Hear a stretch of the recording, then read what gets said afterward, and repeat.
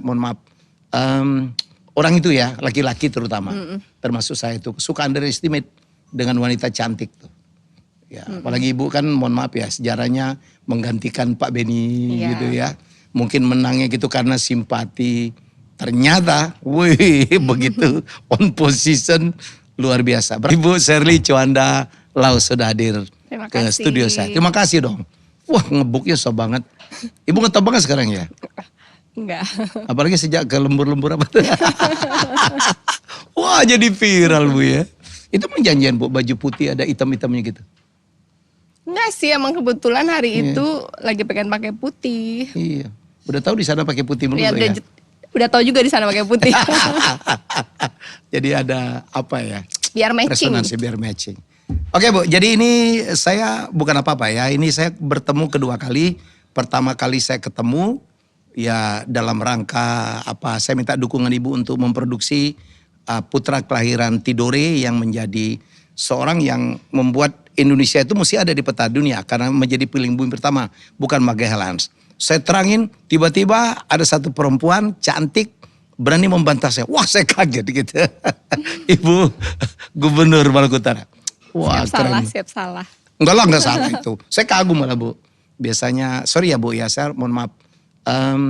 Orang itu ya, laki-laki terutama, termasuk saya itu suka underestimate dengan wanita cantik tuh.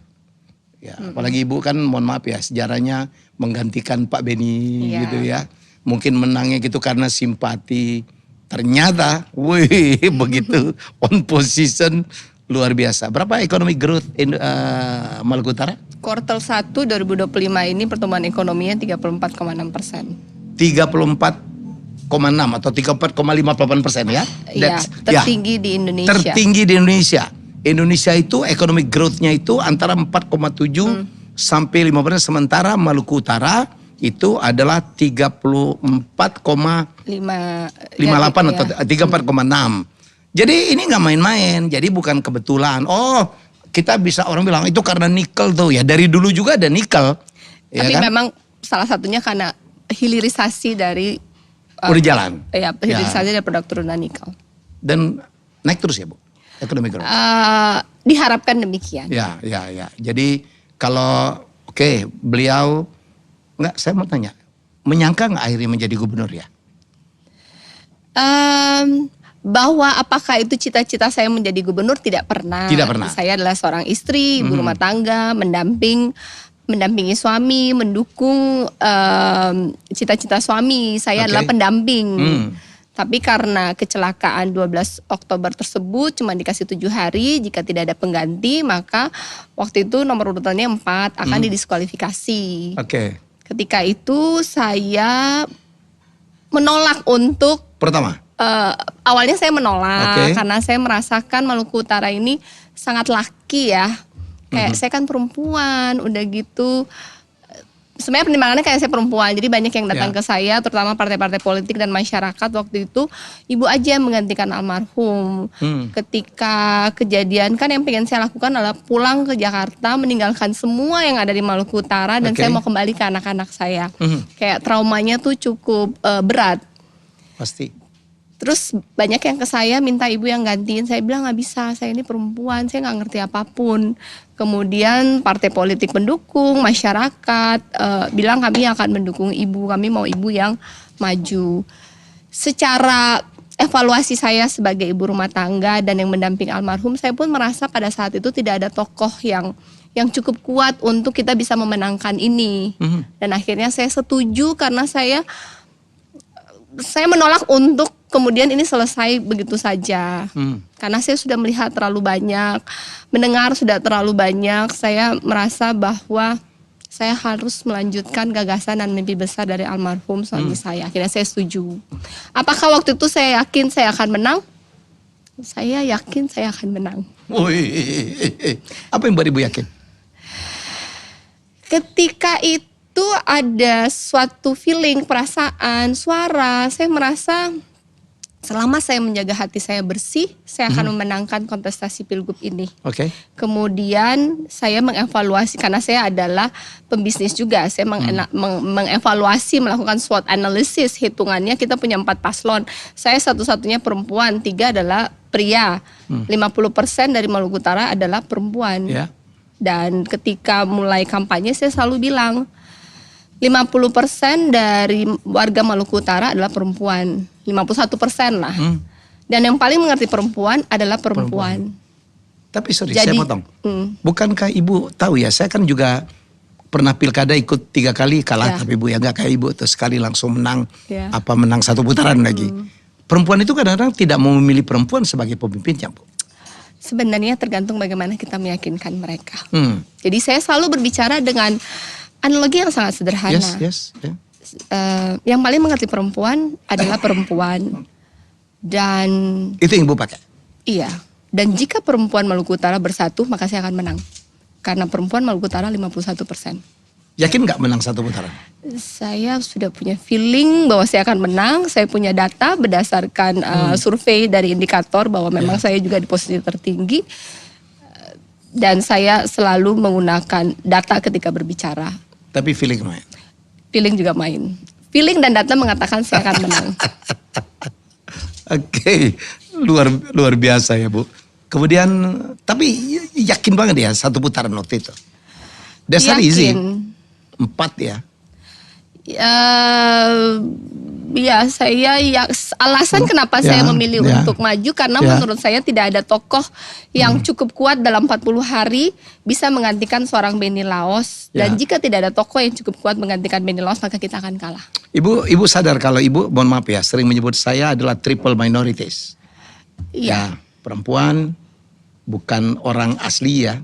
Iya. Ya, Cindo. Iya. Ya, dan non Muslim. Iya. Apa yang buat Ibu yakin banget? Karena saya perempuan dan saya yakin perempuan akan mendukung saya dan perempuan adalah 51%. Dan kemudian saya juga punya emotional bonding yang cukup baik dengan milenial dan Gen Z. Karena saya sudah membangun Ibu punya yayasan ya? Pertama saya punya yayasan, kedua Yayasan Bela Peduli. Saya juga punya kegiatan untuk Malut Selection. Kita mencari talent bola, salah satu dari putra Maluku Utara kemarin. Maluku United top ya. Masuk ke timnas U20 waktu itu. Dan emang saya menyukai kegiatan bersama-sama dengan mereka. Awalnya karena memang saya menikmati. Jadi saya suka kegiatan dengan para generasi muda Maluku Utara. Sampai akhirnya statue gitu. Ya, statue itu juga salah satu dari putra Maluku Utara. Tahu nggak statue? Dola Fajar Sekali. Fajar Sekali. Itu juga Maluku Utara. Statue itu apa? Stay Lanjuek. Iya kali ya, nggak tahu. Mana gitu sih? Dari warga Ibu itu tombangan menasional tuh Bu. Iya. Statue. Oke, jadi saya tuh bukan apa-apa ya. Saya pernah ke Tidore, saya pernah Ternate, penduduknya nggak sampai 1,3 juta ya. 1,3 juta ya. Tapi orang nggak pernah tahu secara sejarah itu Maluku Utara tuh sangat kuat. Iya. Karena dulu ada 4 kerajaan ya Bu ya. Iya. Koreksi saya kalau saya. Iya. Ternate, Tidore, Jailolo dan Bacan. Iya, benar. Sehingga disebut apa? Dulu kalau kita nyebut Maluku tuh 4 ini ya Bu ya. Iya, mereka suka sebutnya Maluku Kieraha. Kia itu gunung, Raha itu 4 atau 4 kesultanan. Oke. Gunung yang terkenal Gamalama. Ada Gamalama, ada Gunung Ibu, ada Dukono. Ya. Yang ada di Wang Seribu dulu apa Bu ya? Tidore. Nama ada gunungnya? Iya, dia pulau tapi berbentuk gunung, itu Tidore. Bukan Maitara itu, bukan ya? Bukan. Lain lagi? Mirip, berdekatan, mirip, bentuknya mirip semua. Saya nggak pernah tahu. Dulu ya Dorce itu yang orang Padang tiba-tiba memasang namanya di belakang Gamalama. Gamalama. Ibu nggak tahu juga? Iya, saya tahu Dorce Gamalama, tapi dari apakah dia asli Maluku Utara atau enggak? Orang Padang itu Bu. Ya, tapi yang penting Dorce sudah memperkenalkan nama Gamalama. Iya, Gamalama. Nasional. Oke Bu, keberhasilan Ibu orang mengatakan ini kan karena ada nikel di situ, terutama di Halmahera, ya, gitu. Dan kalau nggak salah dari PDB-nya Ibu tuh 75% berasal dari nikel ya Bu ya. Dari APBD Maluku Utara 3,2 triliun. kontribusi PAD-nya 30%, DBH-nya 30%, DAU-nya 30%. Sebagian besar dari pertambangan. Bisa dikatakan jika PAD dan DBH digabung dan itu mostly dari pertambangan, 50% dari pertambangan. Is it good or bad? It's good and it's bad. It's good karena pertumbuhan ekonominya tinggi bahwa menciptakan lapangan pekerjaan di sana. Tetapi kemudian jika tidak dilakukan good mining, maka dampak lingkungannya pun real. Selalu menjadi isu ya? Selalu menjadi isu. Jadi harus dijaga keseimbangan antara kita butuh pertumbuhan ekonomi. Iyalah pasti. Pertumbuhan ekonomi kita butuhkan hari ini. Tetapi menjaga lingkungan yang sustainable dengan good mining practice itu adalah tanggung jawab kita kepada anak cucu kita. Karena kita bukan mewarisi alam dari leluhur, tapi kemudian kita meminjamnya dari anak cucu kita. So kita harus menjaga keseimbangan dan itu apakah sudah dilakukan dengan benar? Belum. Menurut saya pribadi. Wah, ini jarang ya seorang pemimpin mau mengakui bahwa belum maksimal ya Bu ya? Belum. Memang perannya seorang pemimpin itu meningkatkan ekonomi. Iya. Nomor 2 juga ada aspek juga masalah menjaga lingkungan. Mungkin di nomor 2 Ibu lebih punya beban yang untuk diselesaikan. Pertama saya ini pencinta alam ya, saya diver. Saya tuh cinta banget sama bawah laut Maluku Utara. Jadi saya tahu betapa dibutuhkan waktu yang sangat lama untuk menumbuhkan sebuah koral menjadi seindah itu. Yang rusak ya. Dan dibutuhkan waktu cepat sekali untuk membuatnya rusak, dan jika tidak ada upaya yang besar itu tidak pernah bisa terrestorasi kembali. Dan menurut bawah laut itu sangat indah. Sayang kalau kemudian anak cucu kita tidak bisa melihatnya. Kemudian 20% adalah nelayan kita. Dan jika laut tidak dijaga dengan baik, para nelayan ini akan kesulitan mencari ikan. Begitupun dengan petani, 60% warga kita adalah petani. Jadi Maluku Utara ini harus menjaga alamnya dengan baik, dengan sustainable, karena sumber daya alam itu akan habis. Ketika habis, terus apa yang tersisa? Bahwa seharusnya pertumbuhan ekonomi dari mining ini baik, tapi harus good mining practice, limbah dan lain-lainnya harus sesuai AMDAL, sesuai dengan SOP yang berlaku sehingga tidak merusak lingkungan.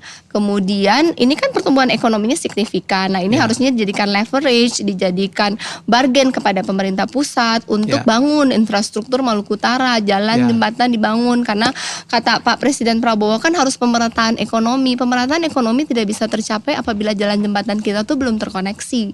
Dan saat ini jalan jembatan itu belum terkoneksi dengan baik.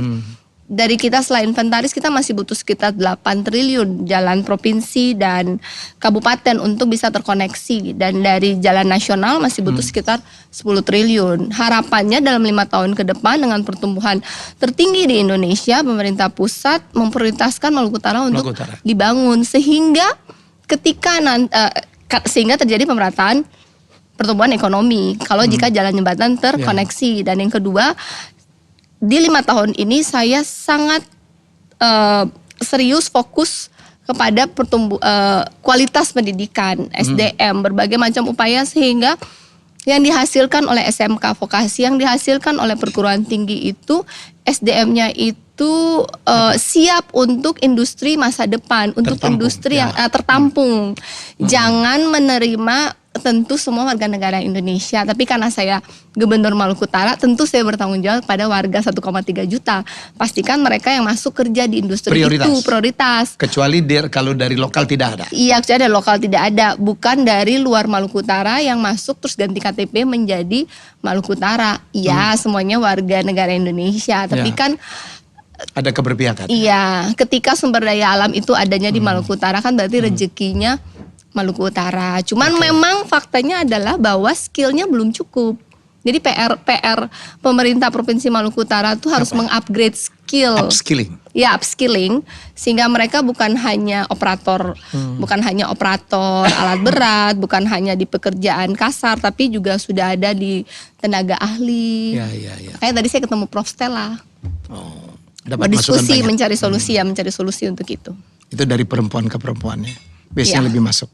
Ya, dan kan Prof Stella dengan background pendidikannya dan sangat out of the box, beliau tadi menghasilkan solusi yang sangat konkret bisa diaplikasi dan sudah ada action plan untuk saya follow up untuk mengupgrade SDM Maluku Utara. Oke, saya pun komit Bu, kalau film ini berhasil, ini film akan dibikin sebagian dengan AI. Kita AI teknologi kita kemarin sudah menghasilkan film pendek pemenang di Cannes. Dan saya udah bilang sama teman-teman, oke, kita akan ajari ya sekaligus memproduksi film ini. Kita akan ajari anak-anak Maluku Utara untuk membuat AI. Sehingga Ibu nanti punya army Bu, punya sardalu-sardalu AI, anak-anak muda yang bisa mempromosikan keindahan, kehebatan budaya dari Maluku Utara ke mata dunia. Fakta Bu, pemakai konsumer TikTok paling banyak di dunia itu adalah Indonesia.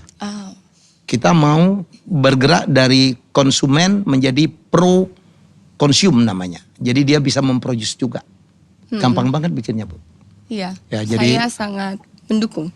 Ya, jadi terima kasih dukung Ibu. Jadi teman-teman, hari ini juga tadi kita baru ngobrol dengan produser Amadius Mas Indra dan tim kita konsultan, kita akan memulai bismillah ya membuat film Clavis Mundi. Clavis Mundi itu apa? Kunci dunia. Ini cerita tentang Enrique yang lahir di Tidore, yang mengelilingi bumi pertama bersama Magellan. Ya, semoga slogan nenek moyang ke orang pelaut itu bukan slogan kosong. Dan hebat banget ya, itu adalah orang Maluku Utara. Karena Maluku Ternate Tidore abad ketiga ya, abad ketiga udah mulai ada kerajaan-kerajaan yang luar biasa. Kalau nggak salah kekuasaannya sampai ke Papua ya Bu ya. Ya. Nah, ada satu teori, satu bangsa akan hebat kalau dia punya tradisi sejarah yang panjang. Ya, Maluku Utara dengan 4 kesultanan itu sejarahnya sangat panjang, dan peradabannya sangat dalam menurut saya. Banyak hal yang bisa diceritakan dan di-sharing dari Maluku Utara untuk Indonesia bahkan untuk dunia. Harapannya jika pembuatan film Clavis Mundi Enrique ini di Maluku Utara dan kemudian putra-putri Maluku Utara bisa terlibat dalam pembuatan yang hybrid 50% menggunakan AI, akan menjadi workshop yang baik buat mereka, pengalaman yang baik buat mereka. Harapannya setelah itu mereka mungkin bisa mengangkat cerita-cerita rakyat, budaya Maluku Utara dengan skill baru yang mereka miliki. Karena tentang buah kenarinya. Karena saya selalu percaya putra-putri Maluku Utara itu sangat kreatif dan bertalenta. Semua tim saya itu orang Maluku Utara. Saya selalu memberdayakan putra-putri lokal karena menurut saya jika mereka diberikan kesempatan, mereka hanya belum mendapatkan kesempatan. Tapi once mereka dapat kesempatan, pelatihan dan keterampilan, they as good as yang ada di Jawa juga. Bu. Jadi semoga dengan film ini juga kita akan membuka mata dunia. Ya, betapa hebatnya Maluku Utara. Bukan cuma nikelnya doang. Di sana potensi perikanan juga dasar Ibu ya. Hanya belum maksimal. Jadi 5 tahun ke depan saya akan memaksimalkan hilirisasi dan potensi perikanan dan pertanian, peternakan, perkebunan. Harus sustainable. Jadi ketika suatu hari sumber daya alam ini habis sudah siap ini perikanan, pertanian, perkebunan, peternakan untuk menggantikan PAD dan DBH yang dihasilkan oleh pertambangan. Dan pertanian, perikanan, selama itu pangan dia akan selalu sustainable forever. Mau zaman kayak apapun orang tuh makan. Kapanpun. Yang penting menyediakan off-takernya ya Bu ya. Off-taker ngajarin mereka ya. We use teknologi Bu, jangan lupa gunakan teknologi. Sehingga nilai tukar petani nelayan itu meningkat. Yang menarik juga, di Maluku Utara banyak sekali pohon kelapa. Betul ya? Penghasil kopra. Tapi katanya udah sulit sekali untuk dipetik ya Bu ya. Karena kekurangan orang juga ya. Iya, kurang orang manjat lah sekarang. Karena kan tinggi-tinggi itu udah makin dulu pakai monyet pun lagi udah gak banyak kali di Maluku Utara atau mungkin tidak ada. Dulu pakai manusia, yang dulu lebih lebih gigih dan mau, yang muda-muda makin dikit yang mau. Saya dengar ada upaya untuk bagaimana merekrut pemuda-pemuda lokal ya untuk mulai bekerja termasuk menjadi pemanjat pohon. Ada perusahaan swasta dia bahkan sampai bikin sekolah manjat kelapa. tapi yang menggunakan alat. Jadi ada alat pengaman, kemudian ada alat-alat yang diperbantukan sehingga pekerjaannya lebih nyantai. Terus dia pakai kursi juga alatnya. Jadi kalau udah sampai di atas, mau metik kelapa tuh bisa duduk. Ketika capek tuh bisa istirahat gitu. Jadi tapi memanfaatkan. itu apa? Teknologi simple aja. Iya simple aja. Kemarin saya dengar job fair-nya aman banget ya Bu ya? Iya job fair-nya rame banget. Rame total banget dan aman. Nggak ada ribut-ribut. Aman. Kita bahkan di hotel bintang pakai AC. Dan kemudian kita memanfaatkan platform online juga. Jadi secara offline 6.000, secara online 6.000 juga. Jadi kalau di mana ada beberapa tempat job fairnya sampai diribut-ribut, sikut-sikutan, ya kita harus belajar dari bagaimana Ibu Coanda, Shirley Coanda melakukannya di waktu itu mana? Ternate. Iya di Ternate. Berapa orang yang daftar waktu itu Bu? Total 12.000. Berapa orang yang bisa disalurkan? Dari 12.000 akhirnya dapat 3.200. Oke, 25% lebih ya? Iya. That's okay. Oke, Bu, apa tantangan terbesar bagi Ibu sekarang untuk melanjutkan? Ini kan belum 1 tahun nih, baru Bu Shirley. Baru 4 bulan. 4 bulan aja udah kayak gini nih, ya. Jadi apa tantangan terbesar atau PR Ibu terbesar? PR saya terbesar itu adalah pertama, reformasi birokrasi secara tata kelola pemerintahan menuju ke digitalisasi dan reformasi mindset dari kurang melayani menjadi lebih melayani. ASN kita pemerintah Provinsi Maluku Utara harus bersama-sama sadar bahwa kita ini ada karena rakyat. Saya dipilih oleh rakyat, ASN digaji oleh rakyat, harus memanfaatkan semua APBD yang menjadi hak rakyat untuk bisa meningkatkan kesejahteraan rakyat. Itu menjadi PR 5 tahun ke depan. Mindsetnya harus diubah dulu.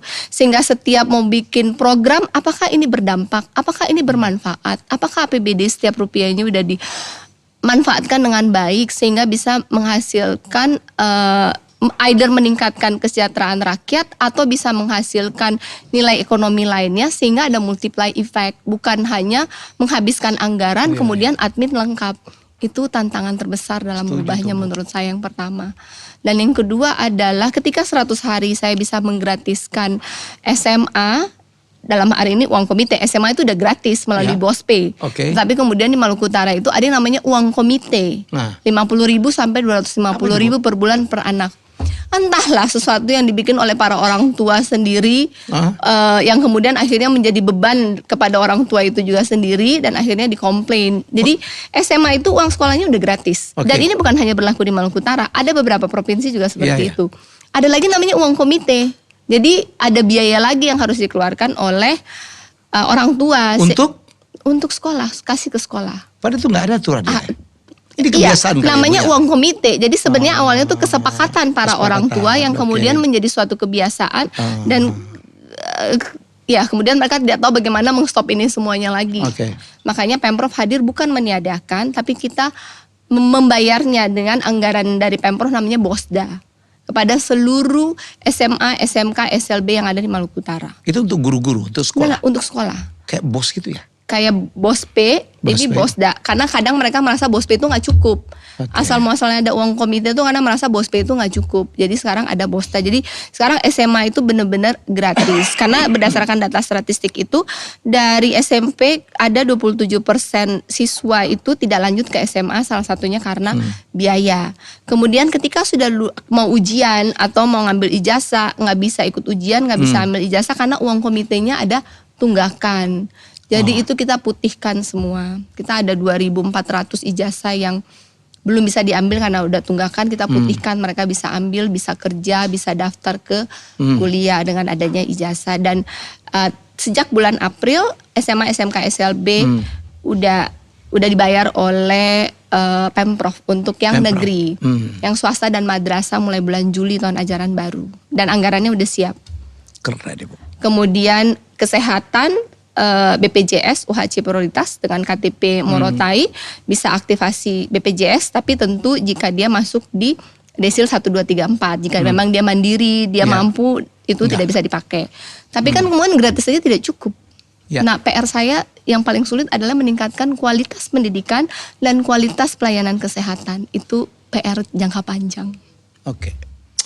Mungkin tawaran-tawaran mungkin ada upskilling, reskilling yang online cukup membantu ya Bu? Iya, sangat membantu. Kalau internet gimana Bu? Maluku Utara? Internet dari Knowing the geographic kita masih ada sekitar situation. 2-3 dari 1.200 desa, Desa? kita masih sekitar ada 300 desa itu yang blank spot. Blank spot. Ini 25% ya? iya, kita bekerja sama dengan beberapa swasta, bekerja sama dengan Komdigi untuk segera menuntaskan blank spot tersebut. Karena sekarang zaman digitalisasi, Ya, kata ya. Pak Presiden pendidikan harus digitalisasi. Ya. Program kita juga pendidikan digitalisasi. Ketika kita sulit mencari guru-guru yang terbaik untuk ada di daerah-daerah terluar 3T, Ya. pulau-pulau, kita harus memanfaatkan digital. Jadi guru yang bagus diajar dari Ternate atau dari Jawa, kemudian dipasang TV di semua SMA, bisa mengajarkan anak-anak. Tapi kalau nggak ada signal, gimana? Ibu udah melakukan upaya-upaya untuk Udah. Jadi memperbaiki saya itu? ada upaya saya menggunakan APBD, kemudian ada upaya Ya. minta bantuan dari Komdigi itu berjalan. Target kita jika tidak ada kendala, harusnya tahun depan kita udah 100% nggak ada blank spot lagi. Keren. Karena secara pemerintahan pun kan kita harus digitalisasi. Ya. Nggak ada signal gimana kita mau Iya, iya. digitalisasi. Karena kan pemerintahan itu mulai dari desa ke kabupaten, kabupaten ke Pemprov. Kita ini kan Pemprov sebenarnya cuma koordinator, perpanjangan tangan dari pemerintah pusat. Ya, ya. Semua data itu kan adanya di desa. Dari desa itulah harus dilakukan digitalisasi sehingga data yang masuk emang real time dan benar. Oke. Apa kabar rumah dinas di Sofivi Bu? Ya masih direnov. Wah, waktu Ibu dilantik itu viral tuh. Iya. Ibu geritik buat rumah dinas di Sofivi tidak memadai ya gitu. Iya. Jadi Ibu masih di Ternate? Lebih banyak. Saya di Ternate dan di Sofivi saya pinjam rumah dinasnya Sekprov. Sekprov. Ya, Oke. kantornya juga saya pinjam kantornya Sekprov. Sedang dibangun. Kantor saya lagi direnovasi. Rumah dinas pun lagi direnovasi. Itu di Halmahera ya Bu ya? Itu di Sofivi. Ya Sofivi. Sofivi itu di Halmahera. Di Halmahera. Jadi agak nggak masuk akal kata orang ya. Di situ nikelnya gila-gilaan gitu depositnya, tapi pemerintahan seperti itu ya. Kemudian rakyatnya masih banyak juga yang masih perlu dibantu ya Bu, betul ya? Iya. Yang tidak kebagian kerjaan. Saya pikir tugas dari Ibu Shirley itu nggak ringan loh ya. Bagaimana menyadarkan teman-teman pengusaha ya, yes, we need them. Tapi mereka juga harus memikirkan sesuatu ya untuk rakyat di mana tanahnya ya pulaunya dia dipakai untuk melakukan aktivitas produksi. Iya, Ya. nggak gampang tapi jika dibantu rame-rame nggak sulit juga. Karena pada dasarnya bisa jika Ya. semuanya mendukung dan mau. Ya, saya iseng aja. Ibu misal nggak jadi gubernur? Menyesal nggak? Kan bukan cita-cita tuh. Cuman menggantikan suami. Menyesal sih enggak, karena ini keputusan saya. Tapi kalau capek dan kadang bertanya, pulang kenapa capek saya juga. ada di sini ya? Nanya ya? Itu kadang manusiawi. Yes. Ketika mulai capek dan kemudian ada beberapa hal, kan kita dimensi yang berbeda. Saya Yes. dari swasta dan ini pemerintahan tuh mindsetnya kadang sedikit Iya, iya, berbeda. iya. Ketika capek kadang kayak kenapa saya ada di sini? Tapi kemudian itu biasanya saat berdoa atau pulang lihat anak-anak atau saya turun ke lapangan lihat masyarakat mengingatkan saya kembali lagi kenapa saya ada di sini dari awal hanya untuk memastikan bahwa kan kemarin saya kehilangan suami karena kurangnya fasilitas kesehatan di sebuah kabupaten. Itu tuh rasanya nggak enak. Terlambat dia ditolong ya. Bukan terlambat ditolong, emang gak ada yang bisa dipakai buat ditolong. Kan nggak punya oksigen, nggak punya alat picu jantung, udah kemasukan air, kan butuh oksigen lah ya untuk bernapas biar ritmenya. Jadi ketika saya datang itu udah late 1 jam pun almarhum tuh masih ada detak jantungnya, masih bernapas tapi nggak ada oksigen, masih pakai alat yang dipompa-pompa manual gitu dan di push gitu. Kayak saya mau minta tolong, mau teriak, mau kirim SOS pun tidak ada airport. Kaki saya terbakar level 2, 18% dari lutut ke telapak kaki. Saya nggak punya painkiller. Rasanya sakit sekali.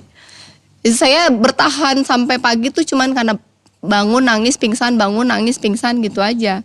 Terus ada staf saya dioperasi nggak ada obat bius, dia dijahit dengan tali senar. Saya merasakannya, tapi sebenarnya itu dirasakan oleh banyak masyarakat setiap harinya. Kejadian beberapa hari sebelumnya ada yang sesar melahirkan meninggal. Kayak so sad gitu. Saya merasa waktu itu saya marah, kayak ini marah lah, kayak kok bisa seperti Gitu. ini. And then ya salah satu alasan saya mau maju karena ini nggak benar, pemerintah itu harus hadir, nggak boleh rakyat dibiarkan kayak gini, dan harusnya pelayanan kesehatan itu bukan privilege, itu sebenarnya haknya mereka sebagai warga negara. And I merasa I can help them. What do you learn from that, Bu? Ibu mulai bangun fasilitas kesehatan yang memadai? Ya, didukung dengan Kemenkes. Jadi kemarin Pak Menkes datang langsung peletakan batu pertama untuk rumah sakit tipe C di Bobong, tempat kejadian. Rumah sakit baru ini dengan anggaran 150 miliar bisa untuk bayi prematur, bisa untuk Sesar? Cuci darah, bisa ada CT scan, lengkap lah. Pelayanan kesehatan yang baik untuk sebuah kabupaten. Ada di Bobong nanti di Taliabu, terus kemarin dari Haltim juga dapat. Kita sekarang juga lagi pembenahan pelayanan kesehatan di rumah sakit di provinsi yang ada di Ternate dan ada di Sovivi. PR, kualitas pelayanan kesehatan itu PR panjang. Nggak bisa seperti gratis ada uang bayar, nggak bisa, butuh waktu. Kemudian kita mulai nyicil cari beasiswa untuk dokter-dokter S1, S2. Pak Menteri Kesehatan sangat mendukung untuk peningkatan pelayanan kesehatan di Maluku Utara. Kami sangat terbantu dengan bantuan dari Kemenkes. Bu, potensi Maluku Utara berikutnya adalah pariwisata ya? Harapannya. Ya, banyak gunung keren ya, pantai. Saya melihat sendiri ya, jadi wow keren banget. Banyak tempat diving juga ya, Bu ya? Iya, banyak tempat diving, banyak gunung yang cantik. Kalau pendaki itu biasanya merasa Gamkonora. Oh. Jadi ada gunung namanya Gamkonora, itu sangat cantik. Oke. Ibu kalau lagi kesel-kesel gitu diving? Iya. Mencari ketenangan di bawah laut. Saya biasanya mermaiding. Apa jadi tuh yang gerakan pakai kostum mermaid, kemudian free dive. Ada yang itunya, siripnya di belakang gitu ya. Atau diving. Saya pikir itu mermaid beneran, Bu. Mencari ketenangan di bawah laut. Pernah sendiri ya diving?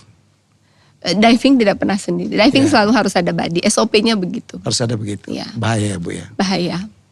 Wow. Semakin kita mengenal laut, kita semakin menyadari bahwa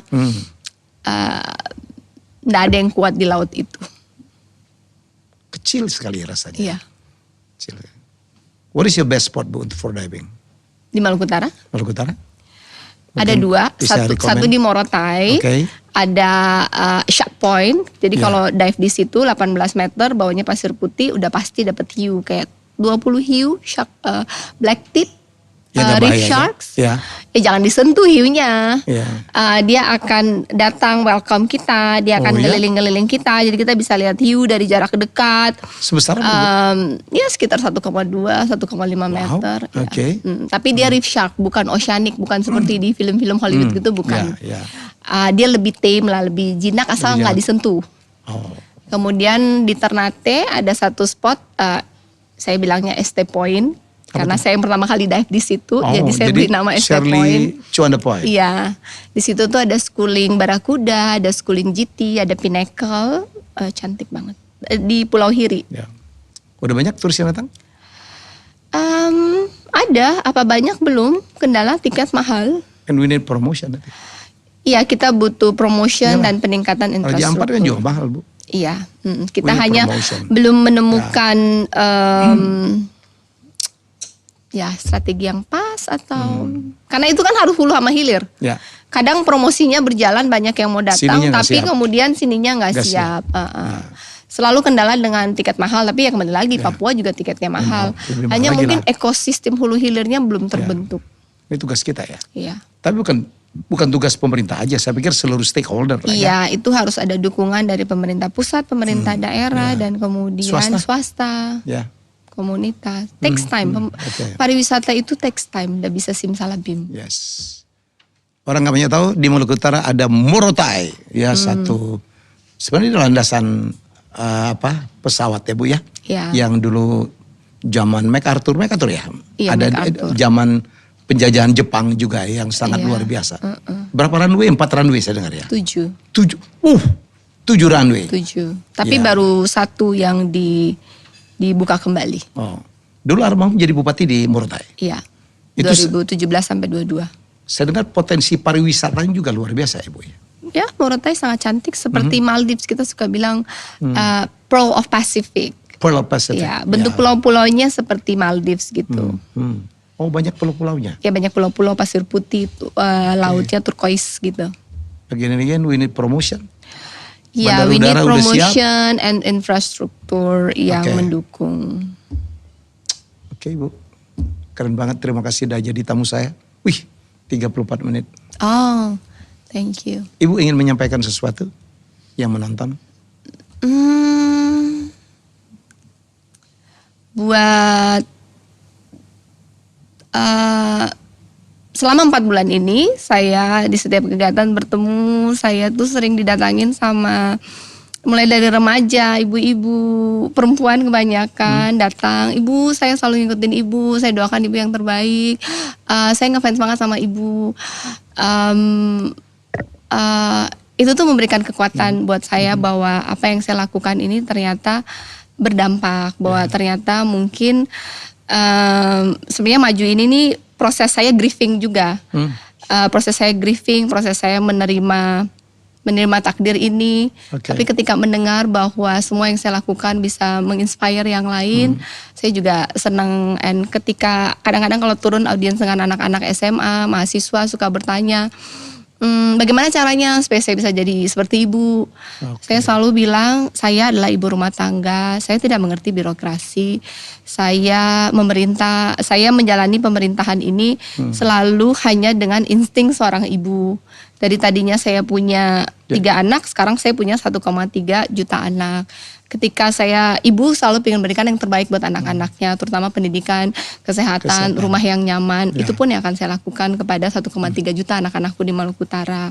Sebagai seorang pemimpin perusahaan, kita selalu berusaha untuk bagaimana karyawannya bisa sejahtera, kemudian kita selalu bisa solid as a team, dan itu yang saya lakukan untuk gubernur dan para ASN. It takes time untuk kita punya ada saling percaya. Tapi kemudian bertanya bagaimana, saya selalu bilang sky is the limit. Ketika saya ibu rumah tangga kemudian bisa menjadi seperti ini, maka siapapun juga bisa. Karena tidak dibutuhkan, pada akhirnya yang dibutuhkan hanya ingin belajar dan kepedulian. As simple as that. And selalu bertanya gimana caranya ibu bisa kuat. Saya ada di titik terendah dalam hidup saya ada di titik tergelap dalam hidup saya. Pilihan saya hanya 2. Either saya mau terus-terusan menangis dalam kamar, atau saya mau bangkit dan berdiri. Jadi dalam menjadi gubernur ini bagi saya, ini bukan tentang jabatan, bukan tentang Shirley Laos, bukan tentang Benny Laos. Ini tentang bagaimana meneruskan mimpi dari seorang Benny Laos. Saya merasa ini bentuk cinta saya buat suami saya melanjutkan mimpinya, dan kemudian mungkin melalui saya harapan anak-anak di pulau yang tadinya belum mendapat akses sekolah yang baik, ibu-ibu yang setiap kali hamil ada ketakutan ini kalau nanti anaknya sungsan, dia mau sesar bagaimana, kemudian akan hadir fasilitas kesehatan yang resiko keselamatan mereka menjadi tidak tinggi, mereka mendapatkan akses kesehatan yang terjangkau dan berkualitas. Yang tadi bercita-cita pengen jadi dokter yang hanya mimpi, kemudian mungkin melalui saya harapan itu bisa terwujud. Dan bahwa kemudian Maluku Utara itu bisa cerdas, kemudian sejahtera dan bahagia. Dan mengejar ketertinggalannya. Iya. Dan saya selalu bilang ketika saya bisa, semua orang juga bisa. Karena saya hanya seorang ibu rumah tangga. Jangan nanti ibu dipanggil Ibu Aing. Oke. Masih suka terkenang mungkin mimpi ketemu Pak Benny? Saya jarang mimpi. Waduh. Saya juga ketika ada yang telepon bilang kami mimpi bapak, saya juga jarang mimpi. Tapi ada koneksi gitu Bu? Ya, saya merasa dia selalu melihat mengawasi saya, dan ya saya merasa Ini salah satu cara untuk saya terus Ya. bisa terkoneksi dengan almarhum. Karena ketika hidup pun Ya. beliau kan workaholic ya. Ya. Jadi satu-satunya cara untuk terkoneksi dengan almarhum itu juga dengan berbicara tentang pekerjaan atau pemerintahan. Ya. Tidak pernah juga kita berbicara hal-hal receh itu saya pun tidak ditanggapin. Jadi ya ini bentuk saya tetap terkoneksi dengan almarhum. What do you learn from him? Apa yang Ibu pelajarin dari Pak Benny?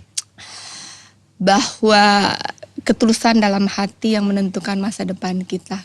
Keikhlasan kita yang menentukan masa depan kita.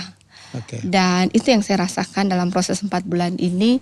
Ketika saya ikhlas menjalani takdir ini, ketika saya menjaga hati saya bersih, tidak ada dendam. Banyaklah orang yang ngomong negatif tentang saya, menghina saya, mengfitnah saya, itu saya tidak izinkan masuk ke pikiran saya. Yes.